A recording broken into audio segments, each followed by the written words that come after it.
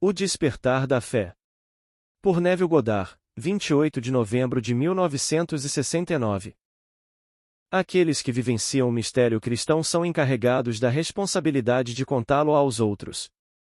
Seu objetivo é o despertar da fé em Deus. Pois, como Paulo, eu faço a pergunta: como os homens invocarão aquele em quem não creram? E como crerão naquele de quem nunca ouviram falar? E como ouvirão, se não houver um pregador? E como pregarão, se não forem enviados? Como está escrito, quão formosos são os pés dos que pregam boas novas. Mas nem todos deram ouvidos ao Evangelho, pois Isaías diz: quem, Senhor, creu no que ouviu de nós? Portanto, a fé vem do que se ouve, e o que se ouve vem da pregação de Cristo. Agora, Cristo não é uma pessoa fora de você que viveu há 2000 anos. Cristo é o ser cósmico que se tornou humanidade ao sepultar-se em cada criança nascida de mulher. Pergunte à pessoa comum se ela acredita em Deus e muitas delas dirão, e sim. Mas quando solicitadas a defini-lo, elas descreverão alguém diferente de si mesmas. Então, como os homens podem invocar alguém em quem não creem? Eu lhe digo, o único Deus no universo é sua própria e maravilhosa imaginação humana. Quando você diz, e eu sou, isso é Deus. Não há outro Deus além daquele que está envolto na limitação de sua pequena vestimenta de carne. Como você pode invocá-lo, quando não acredita que é Ele? E como pode acreditar naquele de quem nunca ouviu falar? Que pregador já lhe disse que sua própria e maravilhosa imaginação humana é Deus?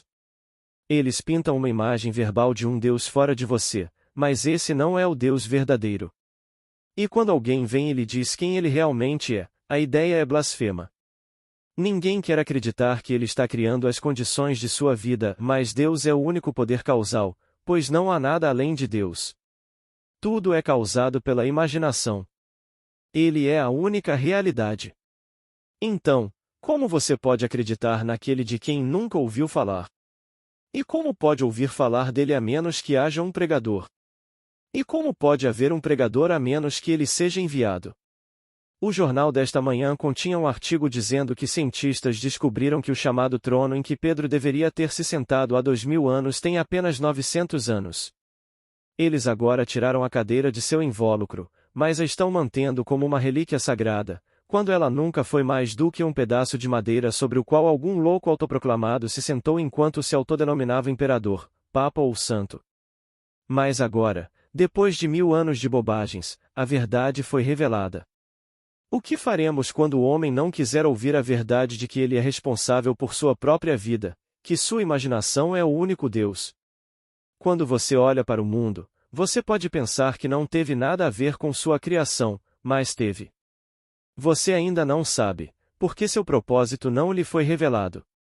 Mas pela restrição e limitação de seu próprio poder criativo, você se tornou seu mundo criado para que você possa se expandir além dele e criar um mundo ainda maior para uma expansão ainda maior de si mesmo. Deus está sempre expandindo sua iluminação. Ele tomou para si o limite de contração chamado homem, o limite de opacidade chamado homem, para que ele possa quebrar a limitação e se expandir. Essa é a glória de tudo isso. Eu experimentei as Escrituras e tenho a obrigação de contá-las. Como Jeremias, se eu disser, não o mencionarei nem falarei mais em seu nome, há em meu coração como se fosse um fogo ardente encerrado em meu ser, e estou cansado de contê-lo e não posso. Devo compartilhar minha experiência com os outros para encorajar todos a acreditarem em Deus, mas é minha responsabilidade dizer a eles quem é Deus. Quando os homens acreditam que os personagens das Escrituras são historicamente verdadeiros, eles estão pegando a verdade e modificando-a para a limitação da fraqueza da alma humana. Eles não são personagens da história, mas personificações dos aspectos da mente humana. Isso é verdade de Jesus para baixo. Jesus é a personificação do cumprimento do plano que você estabeleceu no início dos tempos.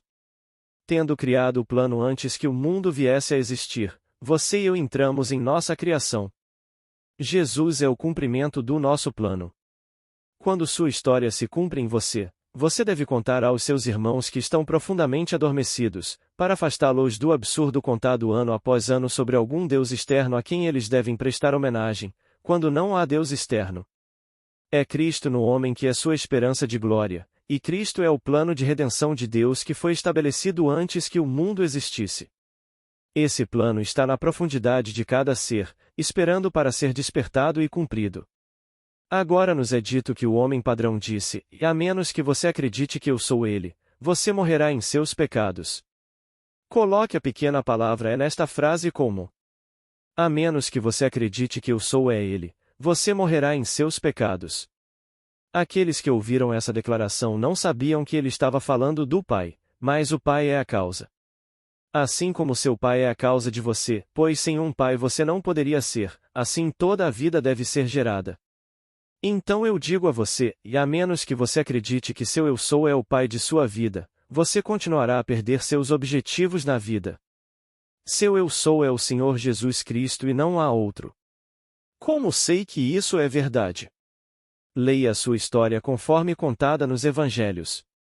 Tendo nascido de cima, ele disse: e eu sou de cima e você é de baixo.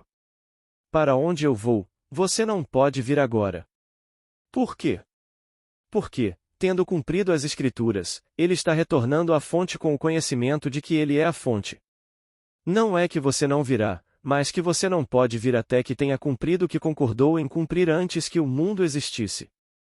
Você e eu concordamos em sonhar em conjunto e não quebraremos nossa promessa um ao outro.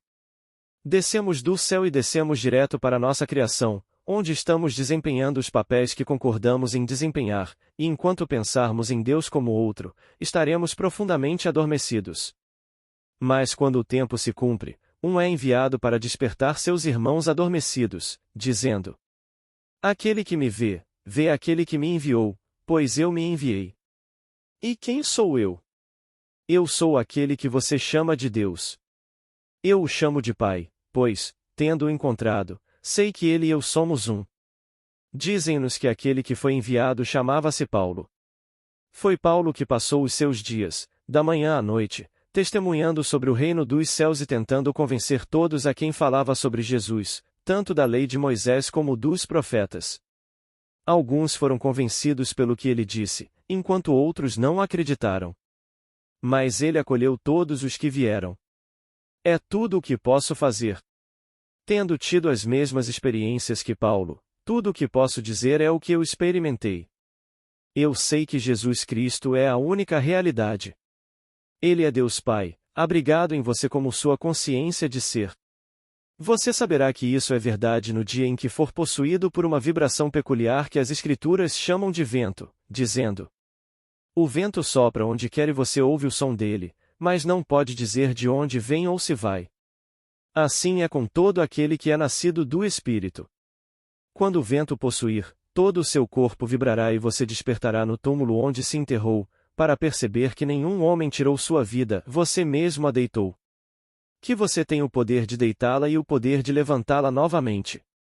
Você deitou seu poder criativo dentro de sua própria criação, que é o homem, pois a eternidade existe todas as coisas na eternidade independentemente da criação, o que foi um ato de misericórdia. O homem é parte da estrutura eterna do universo e você se deitou dentro do homem. Esse foi seu ato de misericórdia. Agora, eu gostaria de mudar a palavra criação para recriação, pois é uma transcendência da própria criação. Eu, imaginação divina, desci para minha própria criação, e ao recriá-la eu a transcendo para despertar deste corpo de morte.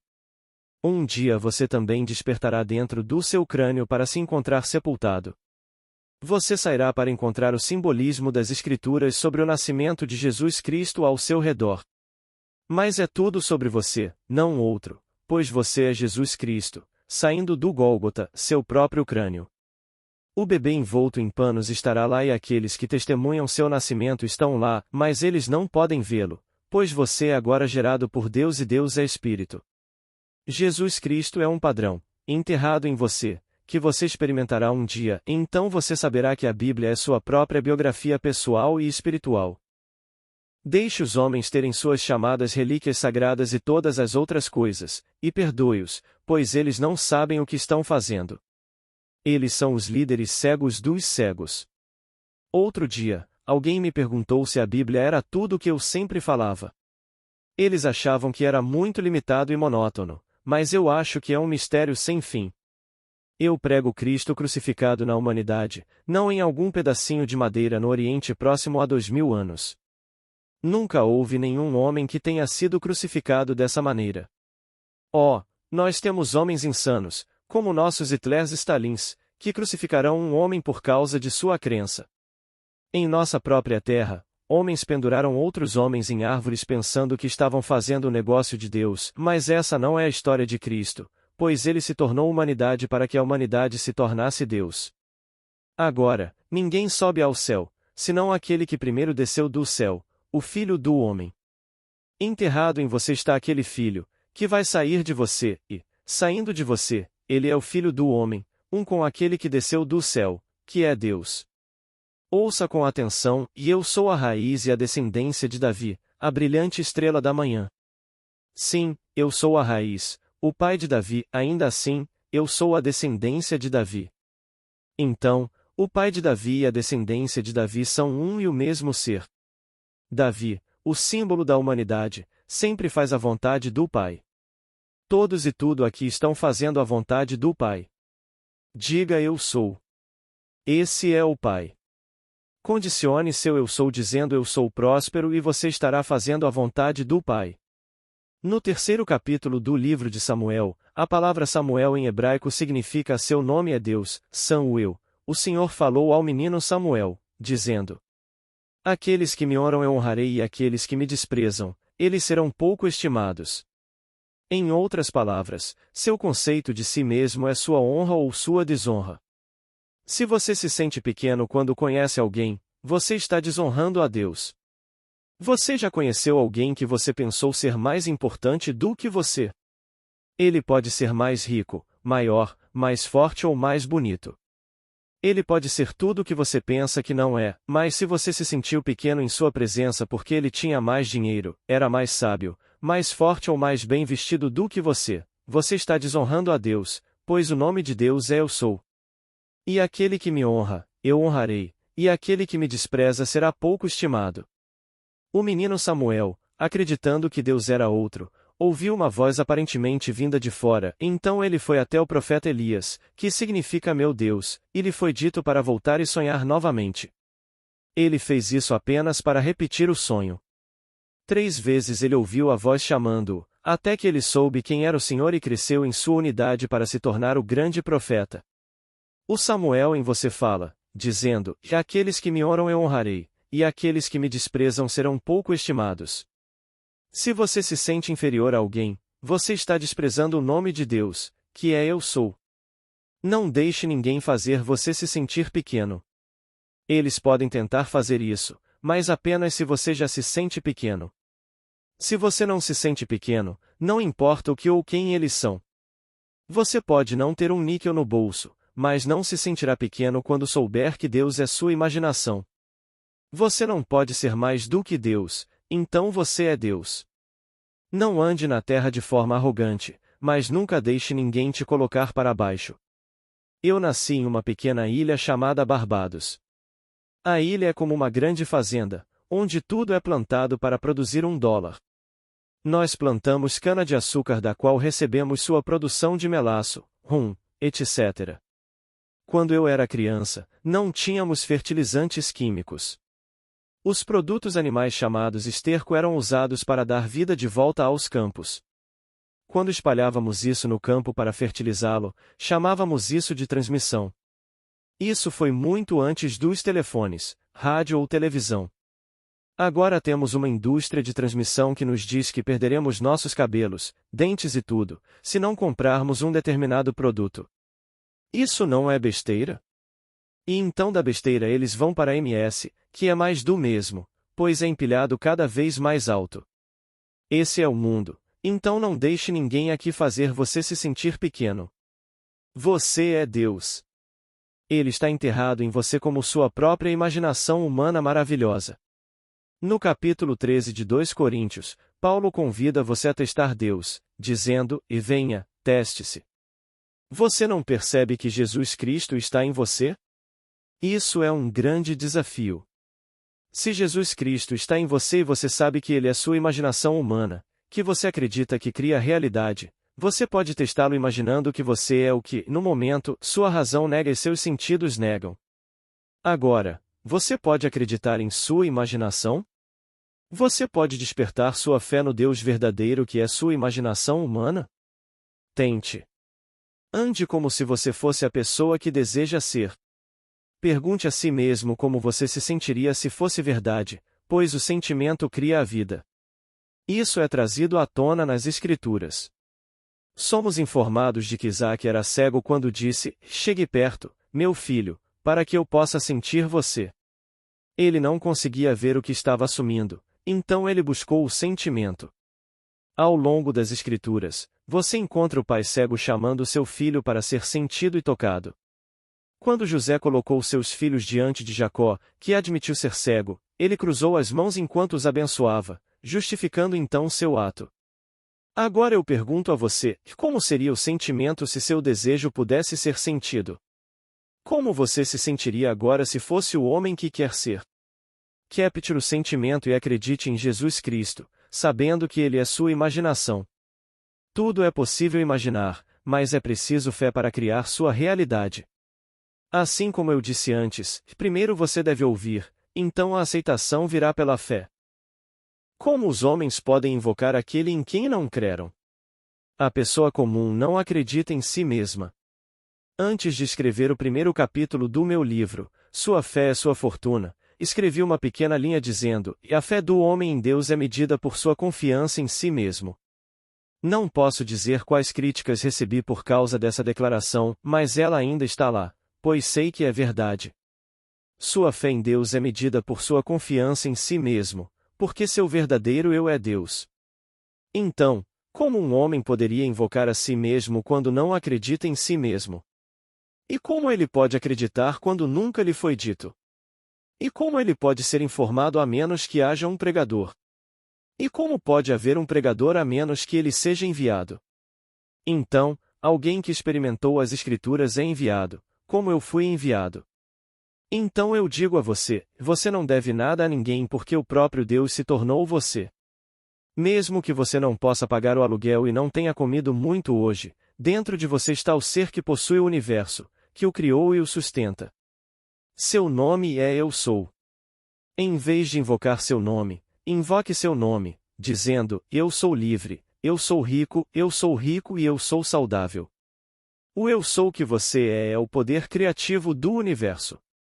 Eu pessoalmente experimentei a história de Jesus Cristo em detalhes, então sei do que estou falando.